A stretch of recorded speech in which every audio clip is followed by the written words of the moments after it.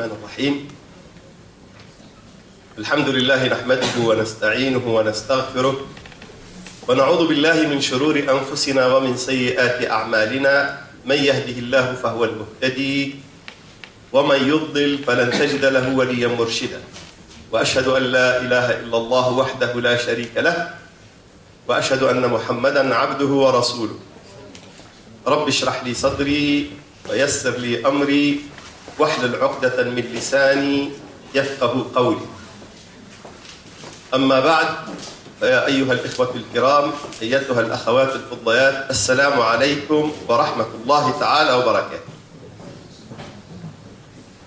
Avant de commencer de traiter le sujet, j'aimerais avec vous essayer de faire un petit test, un petit exercice.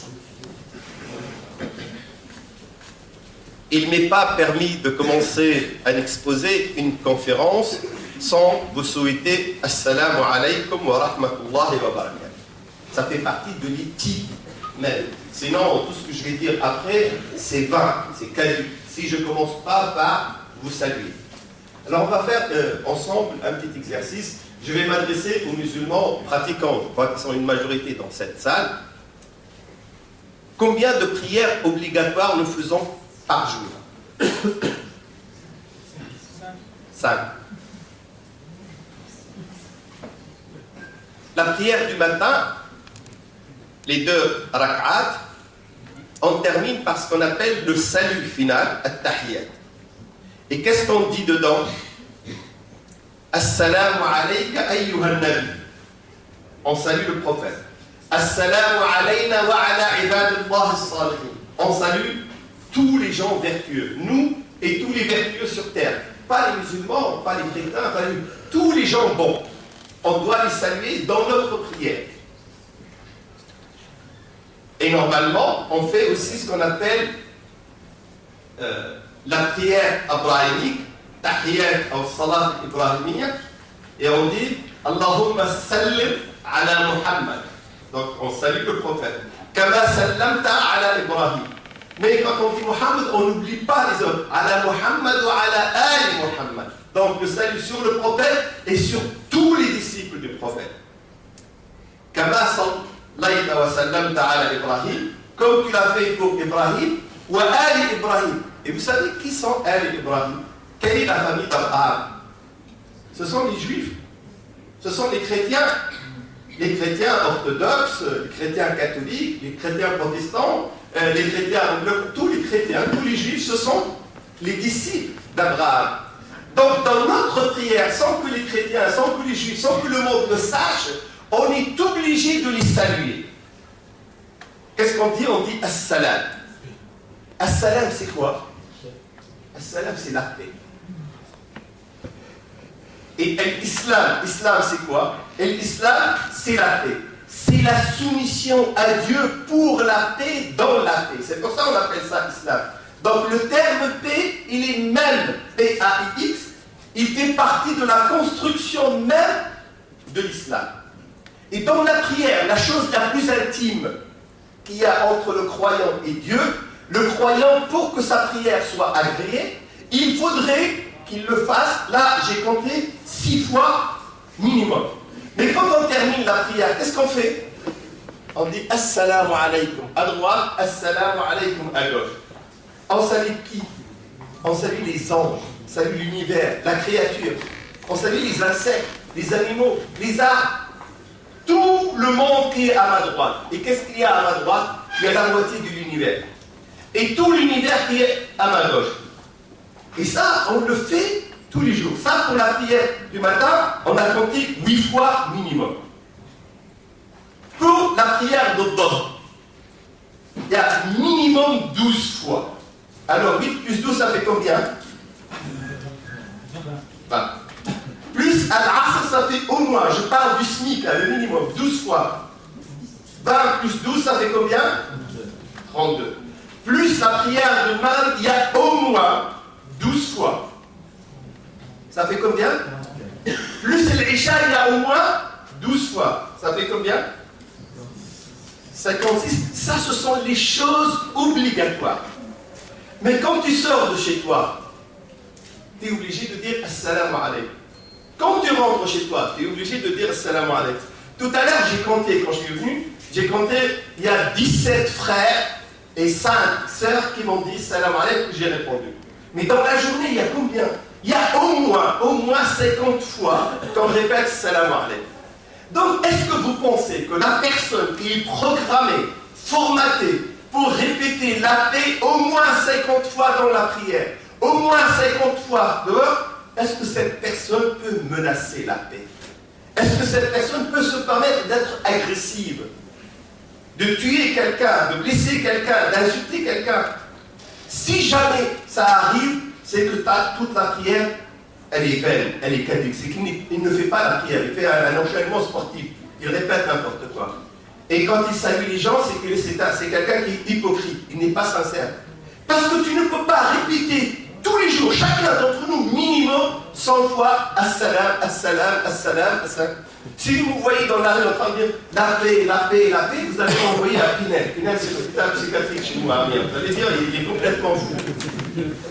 Mais pourtant, on le répète 100 fois. Donc, on est programmé d'une manière inconsciente pour non seulement dire la paix, mais promouvoir la paix et vivre dans la paix. Une personne qui est comme ça, elle est incapable de menacer la paix. Incapable. Et si jamais elle le fait, c'est que c'est une mauvaise personne. Que sa prière n'a pas fait l'effet qu'il faut, ne lui a pas apporté la spiritualité nécessaire. Ses relations sociales ne sont pas bonnes. Et c'est pour ça, moi je le prétends, je le dis haut et fort, le musulman, dans n'importe quelle société où il se trouve, c'est un élément, c'est un facteur fondamental de la paix. Parce qu'il est programmé pour ça. Bien sûr, ce que je vous raconte, c'est la vérité. Maintenant, ce qui est perçu par le monde, c'est le contraire de ça. On va voir pourquoi. Il arrive aux musulmans de déclarer la guerre. La guerre fait partie de la vie. Seulement pour l'islam, comment le Coran parle de la guerre? Comment le Coran a une approche de la guerre? Et bien sûr, vous avez la Bible, l'Ancien Testament essentiellement, et même le Nouveau Testament qui parle aussi de la guerre, qui parle de la violence, qui parle du meurtre, de l'agressivité. Et on peut faire une comparaison entre les livres, mais on va se contenter de ce que dit le Coran sur la guerre. D'abord, Allah subhanahu wa ta'ala, il dit que la guerre, ce n'est qu'une exception provisoire.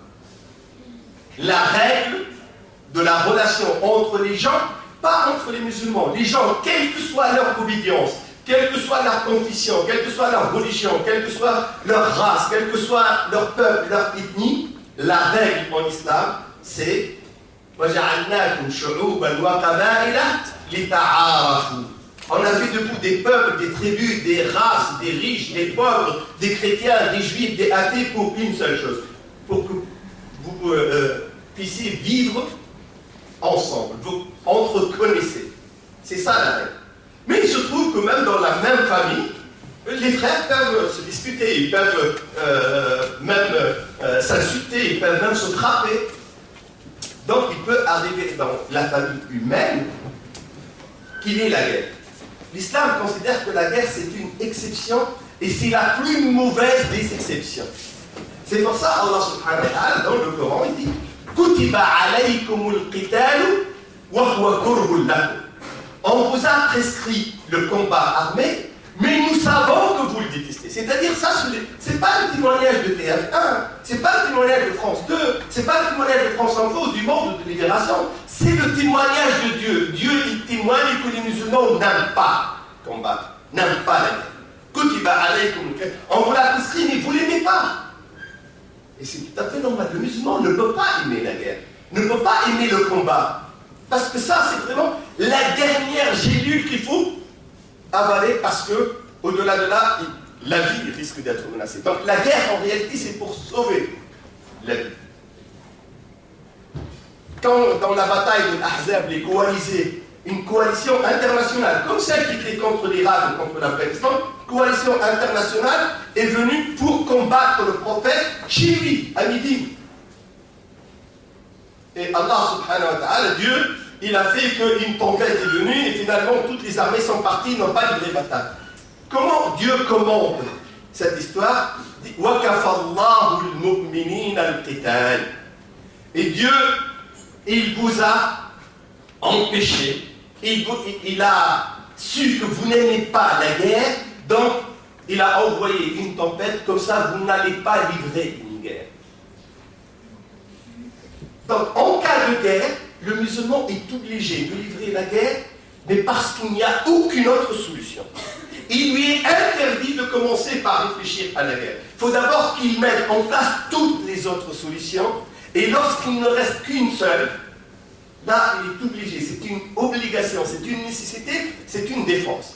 Mais l'islam n'autorise jamais un musulman, quelles que soient les justifications, de commencer la guerre.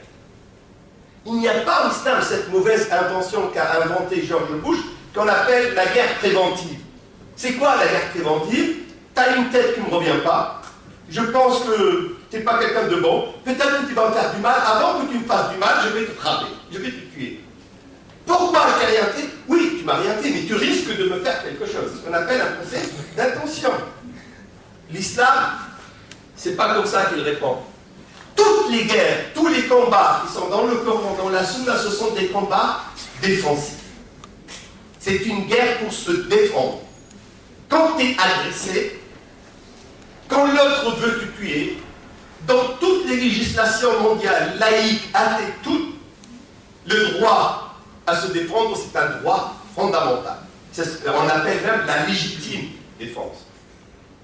Toutes les guerres en islam, ce sont des guerres de légitime défense. Donc vous voyez, d'abord, la paix, elle est diffusée dans notre esprit, dans notre être d'une manière inconsciente. Et en cas de guerre, on ne le fait pas avec satisfaction, on le fait vraiment parce qu'on ne peut pas faire autrement. Et ça ne devrait être qu'une guerre défensive, pour se défendre. Maintenant, rentrons dans la guerre elle-même. On a livré bataille. Il y a toute l'armée qui est en face de nous qui veut nous massacrer. Qu'est-ce qu'on fait?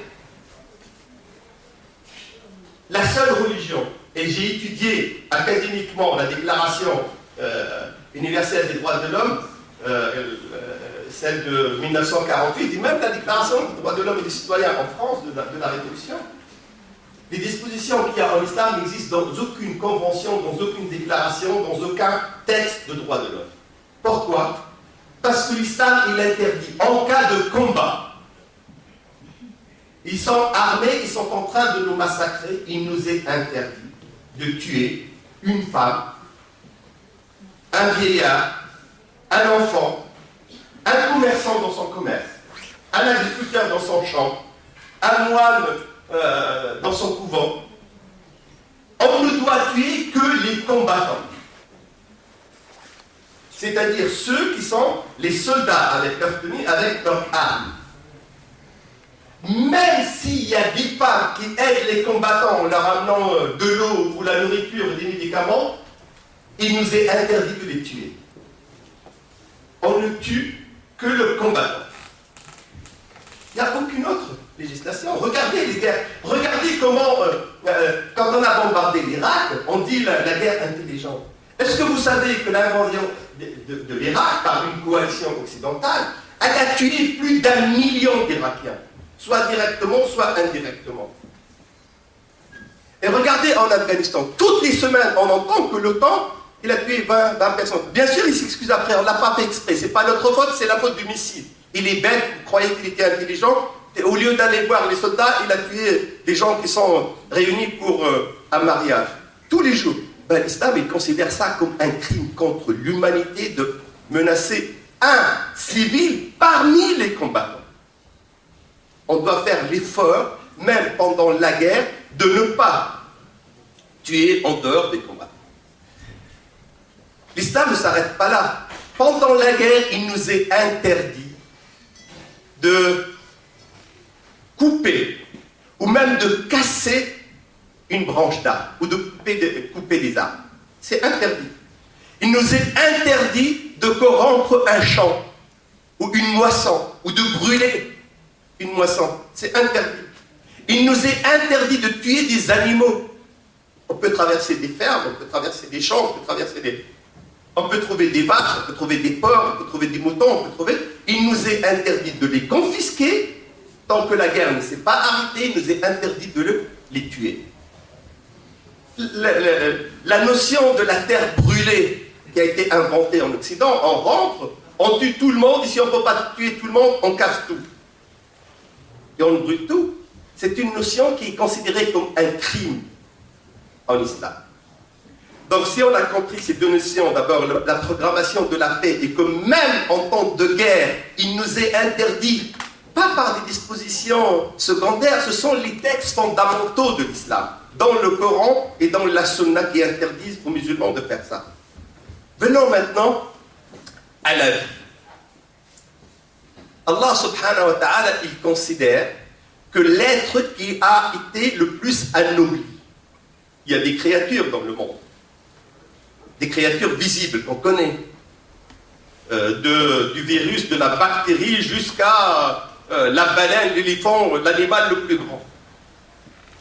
Mais il y a des créatures qu'on ne voit pas, mais on sait qu'elles existent. Il y a les djinns, il y a les anges, nous savons qu'ils existent. Et parmi toutes ces créatures, puis il y a d'autres milliards de créatures, vous allez entendre d'ici quelques années peut-être, qu'on a découvert d'autres formes de vie quelque part dans l'univers. L'univers, il est tellement vaste qu'il n'y a absolument rien qui interdit qu'il existe d'autres, ce qu'on appelle des extraterrestres, d'autres formes de vie. Dans tout cet univers, et Dieu, il dit, j'ai choisi, j'ai anobli le fils d'Adam, l'homme. وَلَقَدْ كَرَّمْنَا بَنِي آدَمَ. Pourquoi? Pour deux raisons. Parce qu'il a donné la vie au fils d'Adam, mais on peut dire qu'il l'a donné à d'autres créatures vivantes. Mais oui, mais il ne l'a pas donné à tous.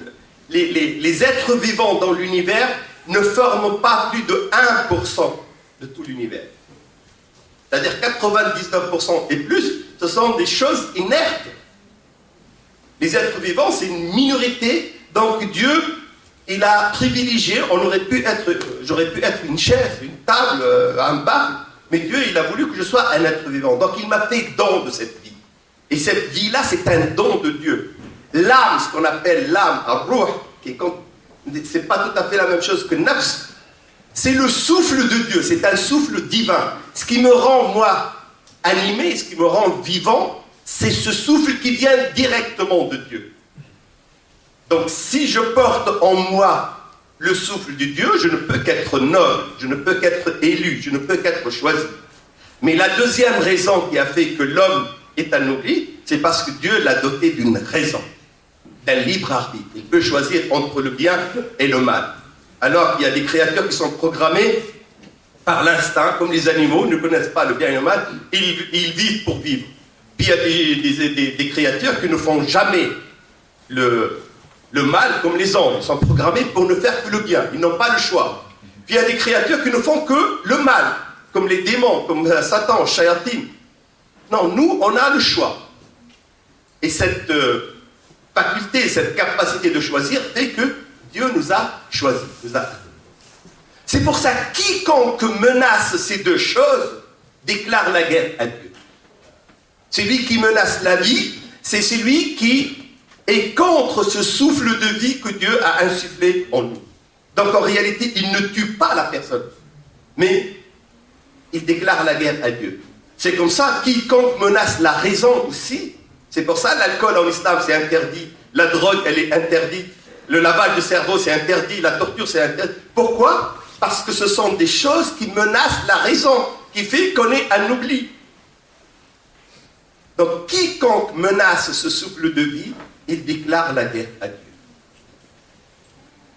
Quand on dit déclare la guerre à Dieu, c'est-à-dire il commet le crime qui est plus important, plus grand. Vous avez appris dans votre catéchisme musulman que le péché que Dieu ne peut pas ou Dieu ne pardonne pas, c'est ashirk, l'association. Mais est-ce que vous savez que tuer quelqu'un, c'est plus grand que shirk? Pourquoi? Parce que quand tu associes quelqu'un avec Dieu, quand tu es mushrik, tu peux changer, tu peux te repentir et revenir à l'islam. Et ça y est, Dieu te pardonne. Mais quand tu as tué quelqu'un, est-ce que tu peux le ressusciter? Est-ce que tu peux réparer? Est-ce que tu peux te repentir? Non. Et la majorité des savants de l'islam disent que celui qui tue, sans aucune raison valable, sans la légitime défense, une âme, Dieu ne lui pardonnera jamais. Comprenez bien, parce que c'est compliqué théologiquement. Dieu peut lui pardonner tout ce qu'il a fait, d'autres. Mais Yawm al-Qiyamah, regardez ce reportage que le prophète nous a laissé. Le jour dernier, la victime, elle vient avec la tête de l'assassin, en train de couler de sang. Il tient sa tête dans sa main, et il l'amène où? Il l'amène vers le trône de Dieu. Arsh al-Rahmani Azza wa Jal. Il lui dit, Ya Rab, hada qatalani, fas'alhu fima qatalani. Oh mon Dieu, il m'a assassiné, il m'a tué, demande-lui pourquoi il m'a tué.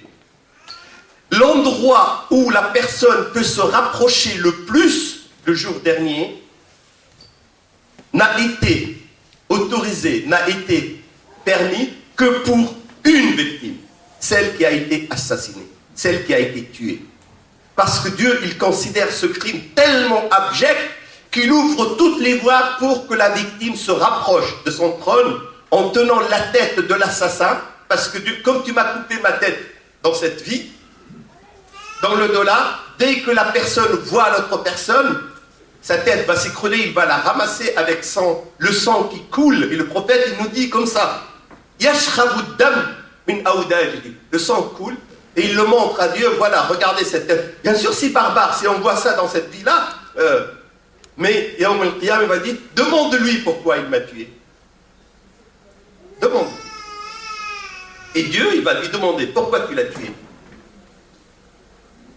Il va lui dire, oh mon Dieu, je l'ai tué dans ton sentier, dans la voie de Dieu. Fi sabilillah, jihad.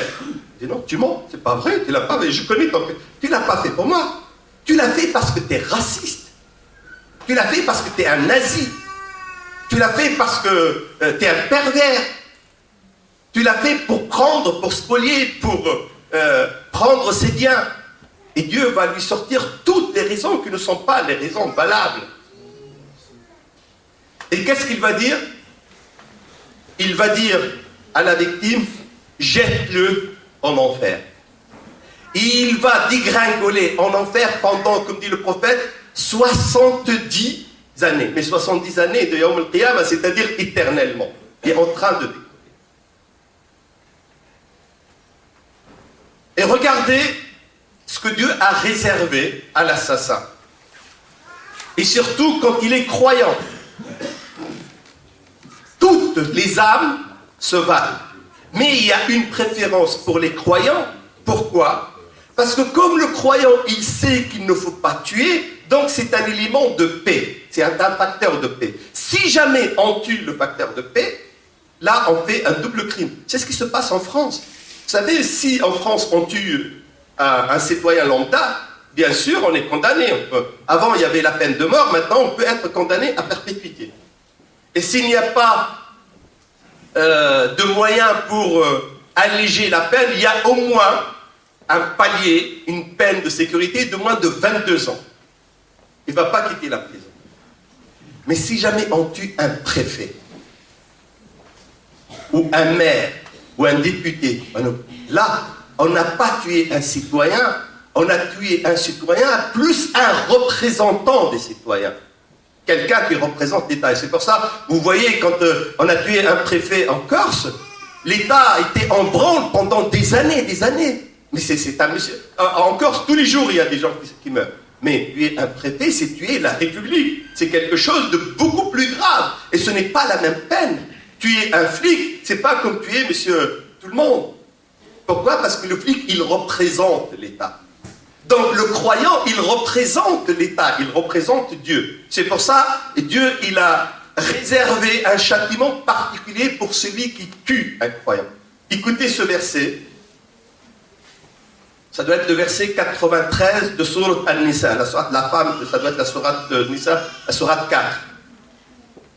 وَمَنْ يَقْتُلْ مُؤْمِنًا مُتَعَمِّدًا. Celui qui tue un croyant extrait, c'est-à-dire sans raison valable. فَجَزَاؤُهُ جَهَنَّمَ خَالِدًا فِيهَا. Son châtiment, c'est quoi?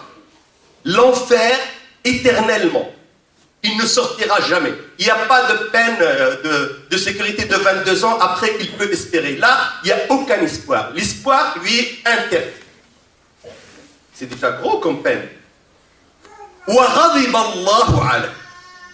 Et Dieu se met en colère contre lui. Si Dieu est en colère contre toi, même si tu ne vas pas en enfer, tu es déjà en enfer.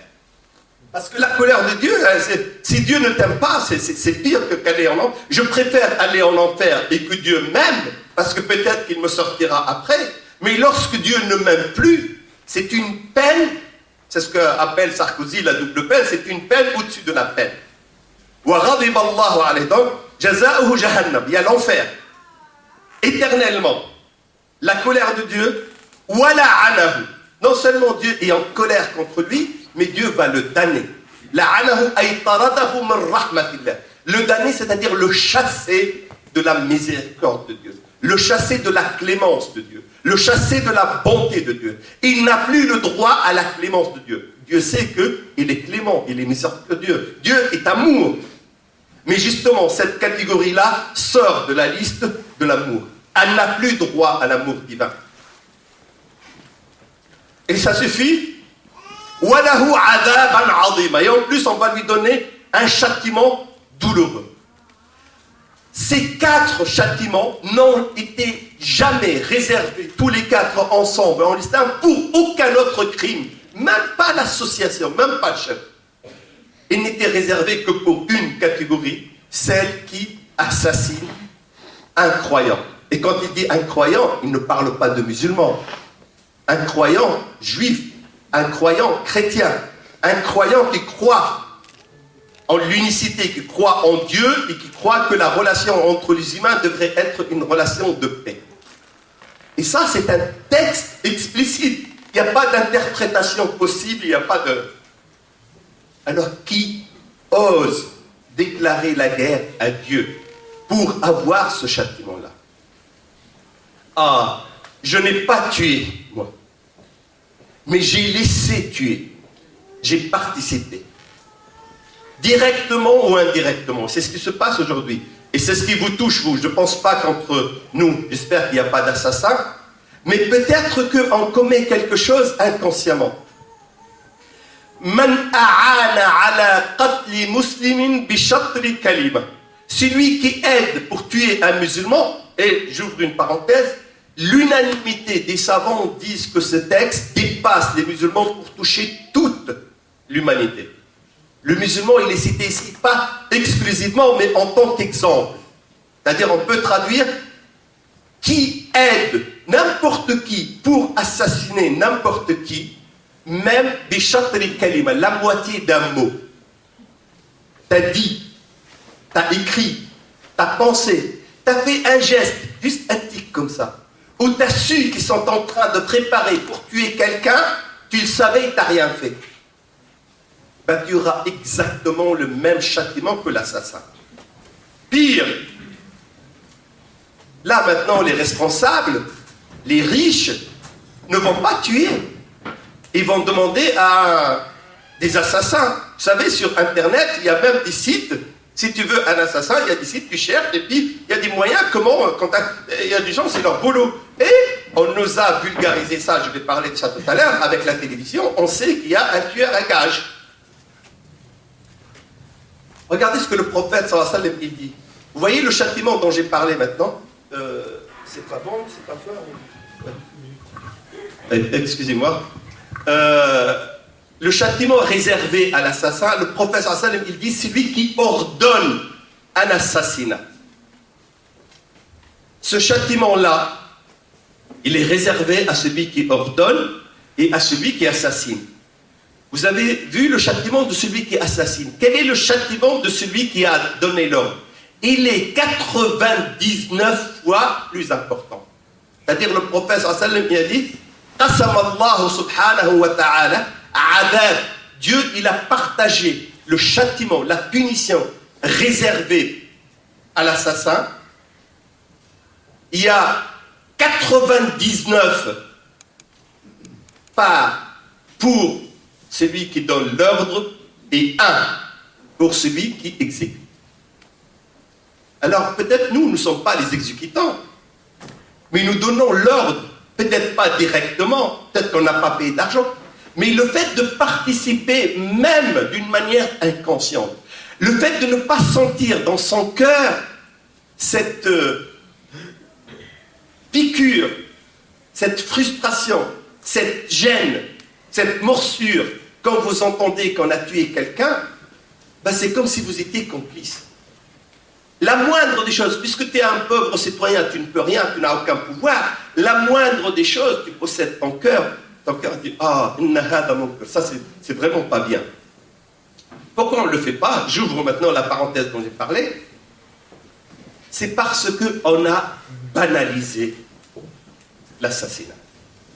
Mon petit-fils de 2 ans et demi, Zaïd, il vient chez moi, je lui dis « Zaïd, ne fais pas ça ». Il fait « Où est-ce qu'il a 2 ans et demi, wallah ». Et tout de suite, à 2 ans et demi, il me fait ce geste-là. D'ailleurs, si je vous fais là, Hassan, vous allez rigoler, c'est rien du tout.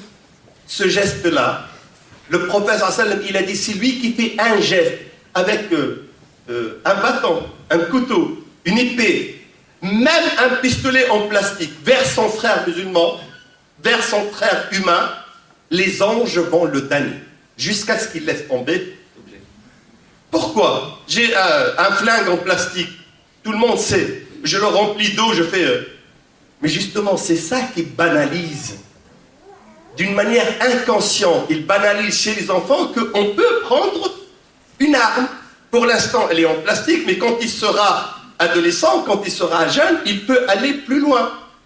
Et comme on voit dans les films, les cow-boys, tac, tac, tac, ils tombent, ils meurent, puis après ils se lèvent. Donc pour nous, c'est un film. Est-ce que vous connaissez une seule série?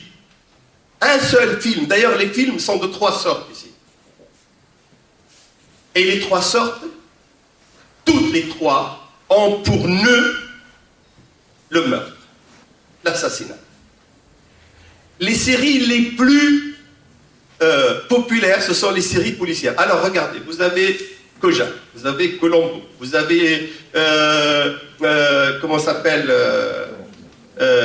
les experts de Miami, les experts de New York, vous avez Esprit criminel, vous avez Mentalist, vous avez toutes les séries, c'est toujours une histoire policière derrière. Il y a tout un et on suit, nous, on suit avec eux et on voit les gens qui... Et parfois, ils nous présentent, vous avez Bones ou Bonne, les autres, mais ça c'est...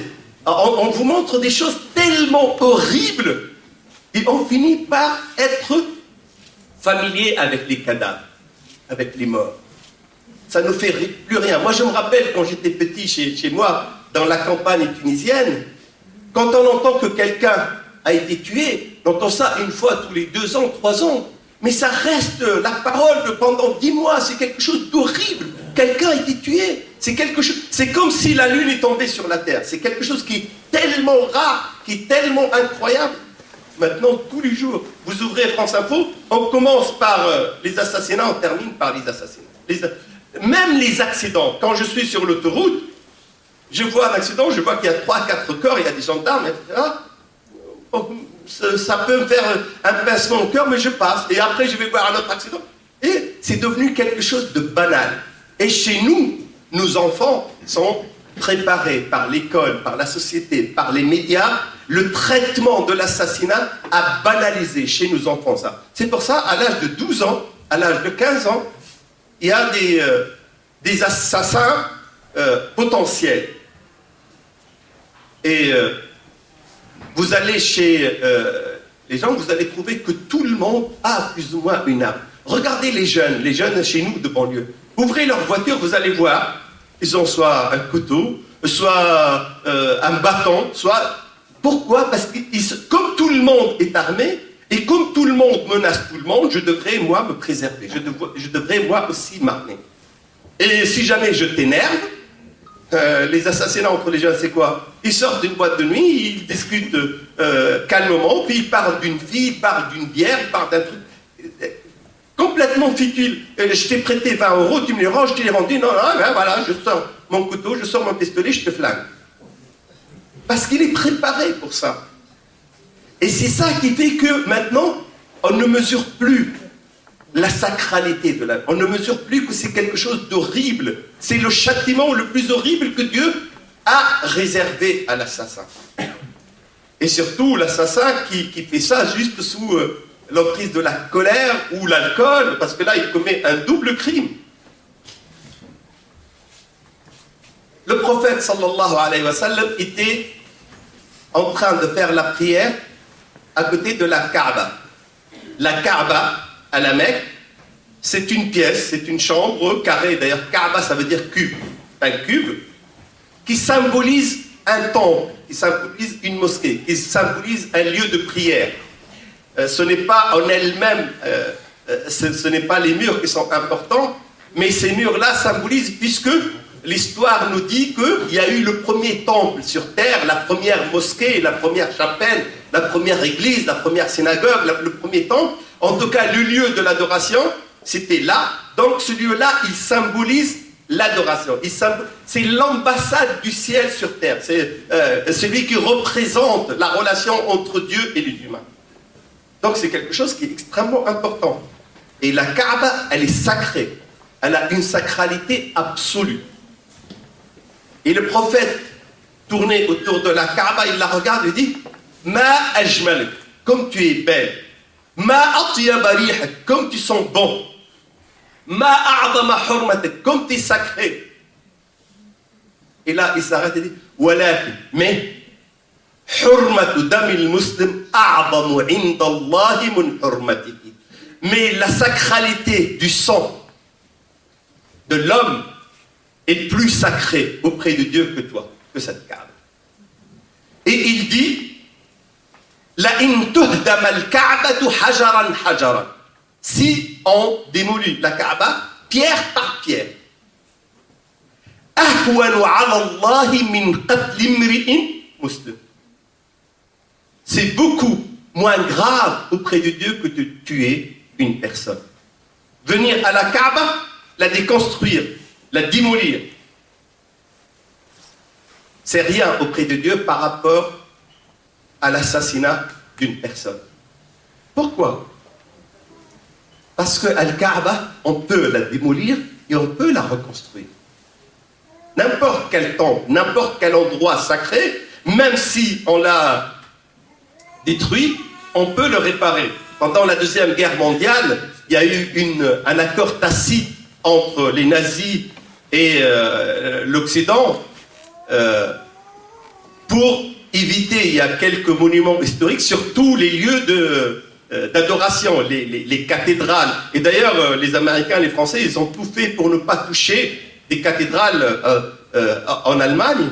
Et les Allemands, ils voulaient. Mais malheureusement, ils ont touché beaucoup de cathédrales. Et on a encore des traces de balles dans beaucoup de cathédrales. Mais on les a réparées. La cathédrale de Reims n'a été réparée qu'il y a quelques années seulement. Il y a encore des cathédrales qui ont les traces. Mais même une cathédrale, si elle est détruite, on peut toujours la reconstruire. Peut-être pas de la même, mais on peut toujours détruire une personne. Comment on peut la construire? Puisque l'âme revient à Dieu. C'est pour ça, comme tu vas détruire une construction de Dieu, qui est la personne, et tu ne peux jamais la reconstruire, c'est pour ça, auprès de Dieu, c'est beaucoup plus grave que détruire un bâtiment, fût-il Al-Kaaba, fût-il une mosquée, qu'on peut reconstruire. Mais le prophète ne s'arrête pas là. Écoutez ce que dit le prophète sallallahu alayhi wa sallam. La zawal ad-dunya ahwanu 'inda Allah min qatl imri'in muslim. Que l'univers, tout l'univers, ad-dunya, toute cette vie-là, soit détruite, soit enlevée, c'est beaucoup moins grave auprès de Dieu que d'enlever l'âme d'une personne. C'est-à-dire, pour schématiser, si on demande à Dieu, « Oh mon Dieu, est-ce que tu veux que je détruise tout l'univers sans compter les âmes ?» Dunya, c'est-à-dire tout ce qui est matériel, où je tue cette personne-là injustement. Et Dieu, qu'est-ce qu'il va choisir? Détruire tout l'univers, mais ne tue pas cette personne. L'univers, ce n'est que des choses, des objets, de la matière. Je peux le reconstruire. Mais là, tu es en train de prendre un souffle divin. Et c'est un hadith authentique, cité par le Bukhari. La zawal ad-dunya ahwan 'inda Allah min qatl imri'in muslim. Et parfois les gens ils disent, parce que ça se fait, et ça se fait maintenant. Maintenant il y a ce que la DST appelle les réseaux. Il y a des réseaux mafieux. Il y a des groupes, il y a des bandes où il y a des réseaux mafieux, mais qui sont officiels, qu'on appelle les renseignements militaires, les renseignements. Il y a des sections d'action qui sont programmées pour tuer des gens, les Américains. Et dans toutes les démocraties occidentales, ils ont un groupe qui est chargé pour faire ça. Et on a entendu qu'aujourd'hui, ils ont trouvé un Ukrainien qui a été enlevé par des services de l'État, il a été torturé pendant 10 jours, ils l'ont libéré aujourd'hui. Et partout, on trouve des services qui font ça. Le prophète, il nous dit, si jamais les 6 milliards 700 millions d'hommes sur Terre se mettent tous d'accord pour tuer un innocent, ce n'est pas parce qu'ils sont 6 milliards 700 millions que ça va empêcher Dieu de les mettre tous dans le feu, en enfer, pour se venger pour un assassin, pour un innocent qui a été assassiné. Alors imaginez, vous croyez que parce que vous faites partie d'une bande ou d'un réseau ou d'un État ou d'une puissance, vous allez échapper au châtiment. Vous allez peut-être échapper au châtiment des hommes. C'est possible. Vous pouvez toujours ruser. Vous pouvez acheter des juges, vous pouvez acheter des journalistes, vous pouvez acheter des députés. Mais vous n'échapperez pas au châtiment de Dieu. Et quel que soit le nombre de complices, même s'ils sont tous les habitants de la terre, Dieu va tous les mettre dans le feu. Tous. Alors, est-ce que vous connaissez un crime aussi horrible que ça dans l'islam? Vous croyez que l'islam il s'arrête là? Le prophète sallam il dit l'enfer. J'aime pas vous faire un aperçu de l'enfer. Je vais juste vous donner un clip très rapide. Dans l'enfer, il y a 70 étages. En réalité, ce sont des sous-sols, ce sont des caves. On descend, on appelle ça darakat. Comme au paradis, il y a 100 étages. On appelle ça darajat. Et le châtiment, il est plus on descend, plus il est douloureux, plus il est permanent. Donc nous avons le premier étage de l'enfer, c'est l'étage de luxe, où le châtiment, il est le moindre. C'est vraiment là où il y a le confort absolu. Et il est réservé, cet étage-là, pour les croyants, pour les musulmans, pour les juifs, pour les chrétiens, qui sont bons foncièrement, mais qui ont commis des péchés. Et ces péchés, ils sont pardonnés par Dieu, mais il y a des péchés qui dépendent des gens, parce qu'ils ont volé les gens, ils ont agressé les gens, ils ont insulté les gens. Il faut que les gens pardonnent. S'ils ne pardonnent pas, il faudrait qu'ils passent un certain temps dans le pénitencier, dans la prison qui est l'enfer, mais au premier étage. Pourquoi ils ne vont pas rester tout le temps? Ils vont rester quelques années, quelques milliers d'années, ils vont sortir. Et bien cet étage de luxe, le prophète nous explique que lorsque la personne rentre, et elle est comment cette personne? Ben bien sûr, ça change. Nous là, moi je fais 1m76, 77, mais Yawm al-Qiyamah, on change de physionomie. Parce que si jamais, avec mon corps là, je vais en enfer, avant même de rapprocher, avant même, dès que j'arrive à la banlieue de l'enfer, je vais disparaître complètement. Parce qu'il y a des centaines de millions de degrés. Alors comment ça va se passer? La dent, vous voyez ma dent là, elle fait 1 cm. Yawm al-Qiyamah, elle fera 1 km. Le prophète il nous a dit une dent, elle fait comme Jabal Uhud. Alors imaginez, multipliez maintenant 1 centimètre qui devient 1 kilomètre. C'est multiplié par combien de fois? 1 million.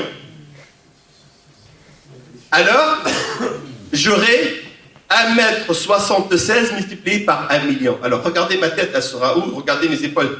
Donc, je serai une bête immonde, quelque chose d'horrible, grande, pour que le feu trouve quelque chose à consommer, sinon il ne trouve rien. Et bien, cette personne, avec cette taille immonde, le prophète, il nous dit, dès qu'elle pose les pieds dans le premier étage, où c'est marqué 4 étoiles luxe, dès qu'il met ses pieds, sa cervelle commence à bouillir. Tellement le feu est intense. Et tout fluide, tout liquide qu'il va boire, va lui déchiqueter les intestins. Il va avoir tellement soif qu'il va boire. Il sait que ça va lui faire, mais il a tellement soif, il va boire, et lui, il boit, et le liquide sort de ses intestins. Et il va continuer à boire. Ça, c'est l'étage de luxe. Alors, je vous laisse imaginer, je ferme cette parenthèse, je vous laisse imaginer le reste du châtiment. Là, bien sûr, parfois, il y a des gens, surtout chez nos amis chrétiens, ils disent, mais c'est un Dieu barbare, ça, c'est Dieu, il est amour, il n'est pas comme ça. Mais bon, on n'est pas là pour expliquer le pourquoi du comment, mais en tout cas, c'est une équité, c'est une justice de Dieu. Parce qu'il nous a alertés, il nous a tout est clair, tout est bon. Il est tout à fait normal qu'on punisse les coupables dans cette vie. Tout le monde trouve ça normal, tout le monde réclame ça. Il est tout à fait normal de punir les coupables dans le delà. Alors si jamais, Allah subhanahu wa ta'ala réserve l'enfer à quelqu'un parce qu'il a tué une personne, à la limite on comprend. Mais le prophète il dit dakhalat imra'atun an-nar. Il s'agit d'une femme qui est allée en enfer. Pourquoi? Fi hirra. Une chatte. Un chaton. Habasatha. Elle l'a emprisonné. Elle ne lui a pas donné à manger. Elle ne l'a pas laissé sortir pour chercher à manger. Juste, c'est cruel là. C'est comme ça, par perversité. D'ailleurs, moi je connais beaucoup, quand j'étais à l'université, des étudiants, c'est des sadiques. Ça leur fait du bien de tuer des oiseaux, ça leur fait bien d'écraser des cafards, des insectes. Ça lui fait du bien. Et bien cette dame, elle est tellement perverse qu'elle a enfermé un chat. Elle a enfermé une chatte pour qu'elle ne sorte pas manger. C'est quoi son châtiment? Parce que comme la chatte est morte, c'est qu'elle a ôté la vie à un être. Et c'est quoi le châtiment? C'est l'enfer. Alors si Dieu réserve l'enfer pour quelqu'un qui tue un chat, qu'est-ce qu'il doit réserver pour quelqu'un qui tue un homme? Le prophète sallallahu alayhi wa sallam, il a vu qu'ils étaient en guerre, ils partaient, et puis ils se sont arrêtés dans une savane, il y a un arbre, il y a un nid d'un oiseau, une tourterelle ou un pigeon ou un moineau. Et il y a les petits oisillons dans le nid. Et puis un des compagnons, il a vu que la maman, elle vient pour nourrir, donc il l'a prise pour l'égorger. Ils sont en guerre, ils ont besoin de tout manger, ils mangent les herbes. Et un des compagnons lui a dit, écoute, lâche-la parce que le prophète, il est en train de te regarder. Il l'a lâché. Seulement, il a dit, puisque elle, je l'ai lâchée, je vais prendre ses petits. Et elle a commencé à tourner autour de l'arbre. Et le prophète sallam s'est mis en colère bleue. Il dit, mais qui a fait peur à cet oiseau? Rendez-lui ses enfants, rendez-lui ses petits. Et puis il a fait tout un discours pour dire que celui qui a frustré, celui qui a fait peur à un oiseau, c'est comme s'il avait fait peur à toute l'armée qui est avec lui. Si l'âme d'un oiseau vaut cette valeur auprès de Dieu, imaginez l'âme d'un homme, imaginez la vie d'un homme. Le prophète sallallahu alayhi wa sallam, on est venu lui dire, pendant une année, il y a eu la rage qui a touché beaucoup de chiens. Il y avait beaucoup de chiens errants qui ont mordu beaucoup de gens et beaucoup de gens sont morts. Et quelle est la solution? Ici en France, c'est quoi la solution? On attrape les chiens et on les pique, on les tue. Et le prophète, vous savez ce qu'il a dit? Laoula anna al-kilaba ummatun min al-umam la amartu bi qatliha. Si les chiens n'étaient pas une nation, comme toutes les autres nations, j'aurais ordonné qu'on les extermine. Mais je refuse d'exterminer les chiens. Même si on va prendre des précautions pour que les chiens ne mordent pas les citoyens, mais on n'a pas le droit d'abattre tous les chiens. Un musulman, il a trouvé une vipère, un serpent, chez lui, dans sa maison. Quel est le réflexe que nous avons, nous? Ici, surtout en France, on a appris, même pour les grèves. Pour les grèves, on casse d'abord, on négocie après. Alors imaginez s'il y a quelqu'un qui vient, qui rentre chez nous, ben, on commence d'abord par... et puis la majorité sont armés. Et tout le monde va dire, oui, il a raison, il est venu chez toi, tu as raison de... C'est pour ça, quand il y a eu un commerçant qui a été braqué, il a tué les délinquants, et ben tous les commerçants sont sortis pour le défendre. Ils trouvent qu'il a parfaitement raison. Même si sa vie n'a pas été menacée, mais il a le droit de tuer. Alors imaginez une vipère, un animal chez toi. Le prophète sallam, il a dit, si vous avez un animal, une araignée, une vipère, qui ne menace pas votre vie, qui ne menace pas directement, et qui peut ouvrir la fenêtre, il va partir. Ouvrir la porte, il va partir, il ne faut pas le tuer. Il faut le laisser partir. Vous n'avez le droit de tuer un scorpion, un cafard, une araignée que lorsque vous êtes sûr qu'il va piquer votre enfant, qu'il va, à ce moment-là, vous avez le droit de le tuer. Mais sinon, vous avez le devoir de le laisser partir et de protéger votre domestique. C'est-à-dire la vie d'une araignée, la vie d'une vipère, elle vaut auprès de Dieu la vie de n'importe quel autre être humain. D'où cette sacralité de la vie en islam. Pourquoi? Parce que celui qui ôte la vie, c'est quelqu'un qui arrache quelque chose à Dieu, qui est le souffle de Dieu. Mais est-ce qu'on peut arracher quelque chose à Dieu? Non.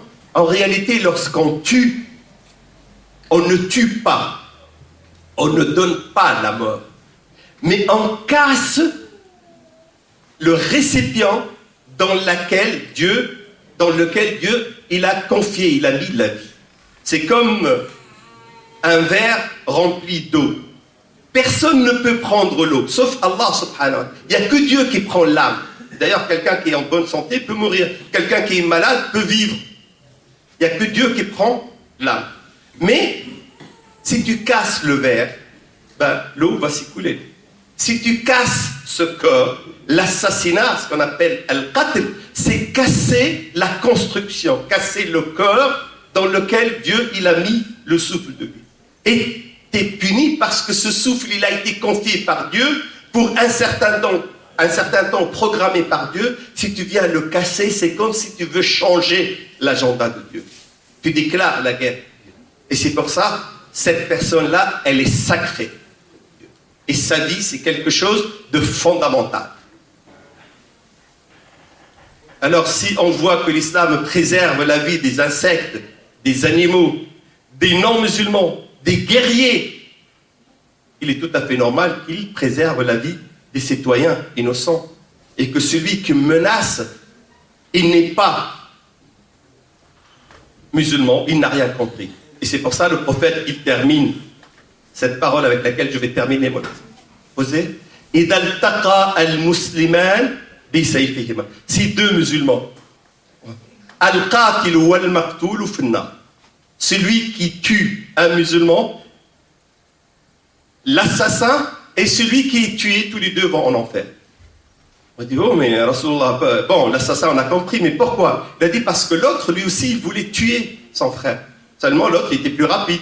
Mais sinon, c'est le mort qui aurait pu tuer. Parce qu'il avait l'intention de tuer. Donc, si vous voyez dans le monde musulman des groupes qui s'entretuent, si la cause n'est pas légitime, si ce n'est pas une cause de défense claire, vous devez savoir que ces gens-là, soit ils n'ont pas compris l'islam, soit ils ont compris l'islam, mais ils suivent leurs passions, leurs intérêts. Donc, ils ne représentent pas l'islam, ils ne représentent pas les musulmans. Au contraire, ils montrent que Ils sont à la marge de la société. Bien sûr, il y a les médias qui vont amplifier ça. Il y a les intérêts politiques qui vont amplifier ça. Et si on écoute tout le temps, on va entendre que ça. Mais Dieu merci que malgré que ça existe, les musulmans sont en majorité victimes.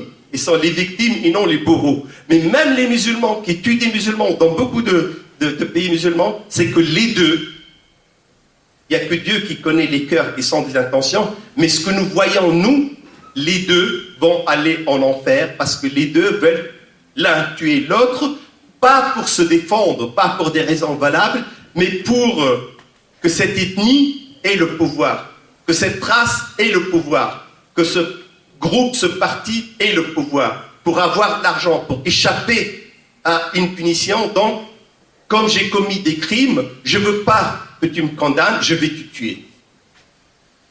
Et ce qui se passe dans les pays musulmans, et pas seulement dans... Mais je parle, puisque je m'adresse essentiellement à des musulmans, si vous voyez des assassinats, d'abord, ils ne sont pas aussi importants que ce que vous entendez dans les médias, amplifient, grossissent énormément les choses, mais même le peu qui existe, c'est déjà trop. Ben, ce peu-là, il est à la marge de l'islam. Il est en dehors des valeurs de l'islam. Il est en dehors de l'éthique de l'islam. Et vous, si jamais vous êtes complice, si jamais vous acceptez, si jamais vous avez un minimum de sadisme, quand vous voyez quelqu'un tuer, vous vous sentez bien, c'est que vous avez un problème avec l'islam et vous êtes à la limite de déclarer la guerre à Dieu. Si vous n'avez pas peur du châtiment ici-bas, ayez au moins peur du châtiment dans l'au-delà. Je vous remercie pour votre attention. أقول قولي هذا والسلام عليكم ورحمة الله تعالى وبركاته.